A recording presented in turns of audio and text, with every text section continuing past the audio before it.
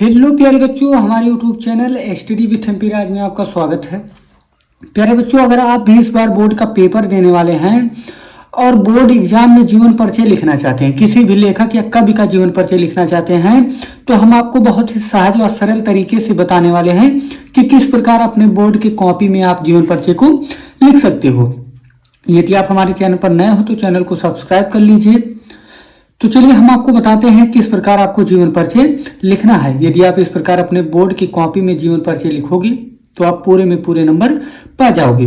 तो क्या करना है, आपको जो भी प्रश्न रहेगा सबसे पहले आपको ऐसे प्रश्नोत्तर हेडिंग डाल करके जो भी प्रश्नोत्तर रहेगा वो संख्या डाल देना है।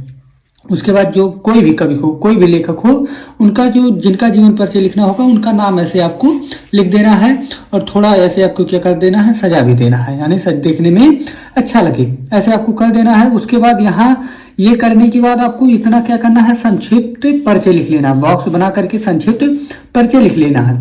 अगर ऐसे आप संक्षिप्त परिचय लिख लोगे तो जो एग्जामिनर रहेगा यहाँ आपका देखेगा, यही चेक कर लेगा कि हाँ यहाँ क्या लिखा है बच्चा, यहाँ सही, लेकिन यहाँ जो भी लिखना वो क्या लिखना, सही से लिखना, सही से लिख देना। उसके बाद देखेगा कि हाँ जब यहाँ सही है तो यहाँ भी सही होगा। तो आपका बस क्या करेगा, लिखावट देखेगा। अगर यहाँ आप सही लिखे रहोगे तो लिखावट आपका देखेगा और आपको जितने नंबर का है वो नंबर दे देगा। तो ऐसे बॉक्स बना करके आपको क्या करना है, लिखना है। और इसी की सहायता से आप जीवन परिचय भी लिख सकते हो, किसी का भी जीवन परिचय आप लिख सकते हो। मतलब जिनका जीवन परिचय रहेगा, जिनका नाम रहेगा, उन्हीं का ये संक्षिप्त परिचय भी लिखोगे और इसी जो संक्षिप्त परिचय, इसी सहायता से आप जीवन परिचय भी पूरा लिख सकते हो। कैसे, चलिए हम आपको बताते हैं। अब क्या करना है, आपको जीवन परिचय हेडिंग डाल लेना है। जीवन परिचय हेडिंग डालने के बाद क्या करना है, देखिए नाम किसका है, गोस्वामी तुलसीदास। हम तुलसीदास का यहाँ जीवन परिचय लिखे हैं ना, तो यहाँ लिखेंगे तुलसीदास। लिखेंगे तुलसीदास का जन्म सन 1532 ईस्वी में बांदा जिले के राजापुर नामक गांव में हुआ था।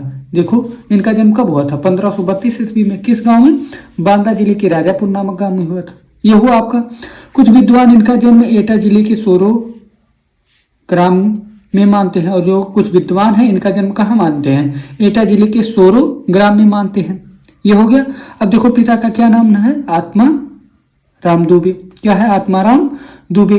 तो लिखेंगे कि इनके पिता का नाम आत्माराम दुबे तथा माता का नाम क्या है, हुलसी देवी। माता का नाम हुलसी देवी था। तो इसी के सहायता से तो लिख रहे हैं, तो हुलसी देवी था। इनका जन्म अभुक्त मूल नक्षत्र में उत्पन्न होने के कारण इनकी मां ने त्याग दिया। फिर आगे क्या लिखेंगे कि इनका जो जन्म हुआ था अभुक्त मूल नक्षत्र में उत्पन्न होने के कारण जो इनकी मां थी इन्हें क्या कर दी थी, त्याग दी थी।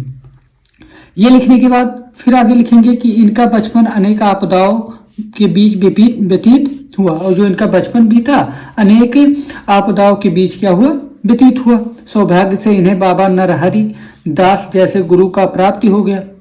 और सौभाग्य से क्या हुआ, इन्हें नरहरि दास जैसे गुरु का क्या हुआ, प्राप्ति हो गई।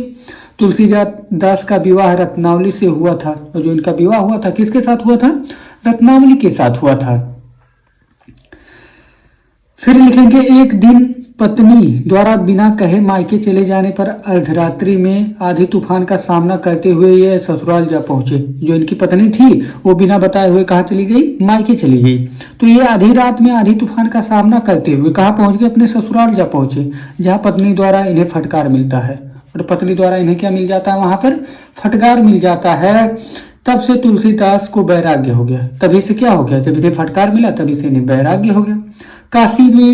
काशी के अस्सी घाट पर सन 1623, देखो 1623 ईस्वी को इनका स्वर्गवास हो गया। इनका जो स्वर्गवास हुआ कहाँ हुआ, अस्सी घाट पर 1623 ईस्वी को हो गया। अब आपको क्या करना है, इनकी जो प्रमुख रचना है वो रचना को लिख देना है। तो जो प्रमुख रचना है श्री रामचरितमानस, गीतावली, दोहावली आदि। इसी प्रकार क्या करना है, आपको जीवन परिचय अपने बोर्ड की कॉपी में किसी भी लेखक का, कोई भी कवि हो, इसी प्रकार क्या करना है, हेडिंग डाल करके संक्षिप्त परिचय लिख करके आपको लिखना है। ये वीडियो पसंद आया हो तो चैनल को सब्सक्राइब कर लीजिए। और अगर आपको और भी कोई खंडकाव्य, कहानी या कॉपी कैसे लिखना है, लिखावट कैसे सुधारना है, ये सब आपको जानना है तो आप क्या करिए, हमारे प्रोफाइल में जा करके वहाँ से आप वीडियो को देख सकते हैं। धन्यवाद।